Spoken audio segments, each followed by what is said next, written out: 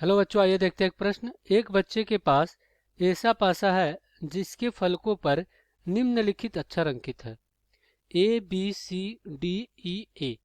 इस पासे को एक बार फेंका जाता है, इसकी क्या प्रायिकता है कि डी प्राप्त होगा? तो आइए इसको हल कर लेते हैं। सबसे पहले हम मुख्य अवधारणा लिखेंगे।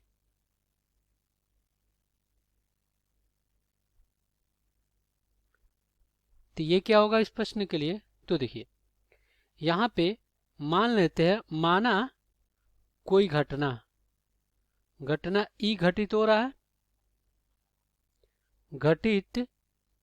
रहा है, तो इसके लिए इसका प्रायिकता क्या हो जाएगा? पी ई बराबर ई के अनुकूल परिणाम और बटा में कुल संभव परिणाम, ये होता है आपका।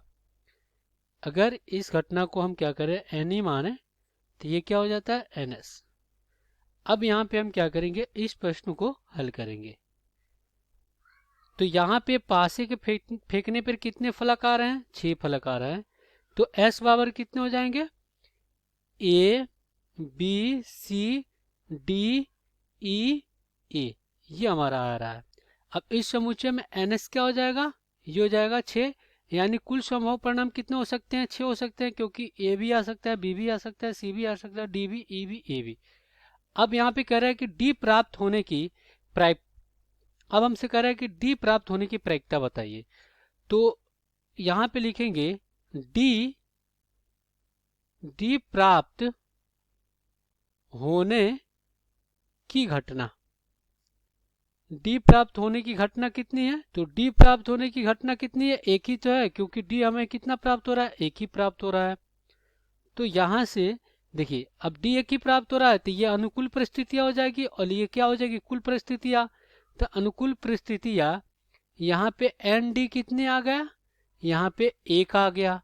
तो यहाँ से हम क्या कर सकते हैं कि प्रायिकता ऑफ डी क्या आ जाएगा? प्रायिकता ऑफ डी बराबर एन डी और बटा में एन एस। तो ये कितना है? 1 और बटा में क्या हो जाएगा? 6 हो जाएगा।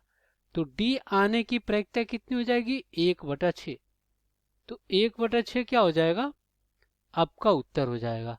आशा करते हैं बच्चों ये प्रश्न समझ में आया होगा। धन्यवाद।